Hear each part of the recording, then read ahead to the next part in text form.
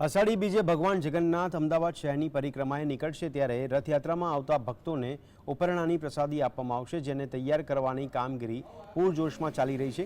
કેસરિયા રંગના ઉપરણા રથયાત્રામાં મહત્વનું સ્થાન ધરાવે છે, તો આ રથયાત્રામાં જોડાતા લોકોને ઉપરણા પ્રસાદ તરીકે આપવામાં આવે છે।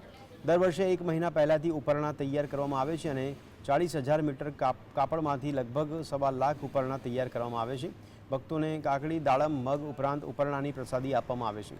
તેની પાછળ 2 કથા પણ પ્રચલિત છે। દંતકથા મુજબ ભગવાન શ્રી કૃષ્ણની આંગળી રથમાં આવી ગઈ ત્યારે દ્રૌપદીએ તેમના ચીર ફાડીને ભગવાનને પાટો બાંધ્યો હતો અને બીજી કથા એવી છે કે મામાના ઘરે જગન્નાથને ખૂબ જ લાડ લડાવવામાં આવ્યા હોય, મીઠાઈ અને ફળો ખાધા, જેના કારણે તેમની આંખો આવતા તેમની આંખો પર ઉપરણાના પાટા બાંધવામાં આવ્યા અને આથી તે પવિત્ર ગણાય છે।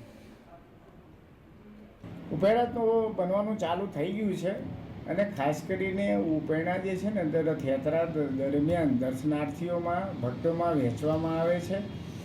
આ કહેવાય છે કે ભગવાન જગન્નાથજીને નેત્રોત્સવ વિધિમાં જે આંખે પાટો બાંધવામાં આવે છે અને પછી એ પ્રસાદ રૂપે એ પાટો છે પ્રસાદ રૂપે જનતા જનાર્દનને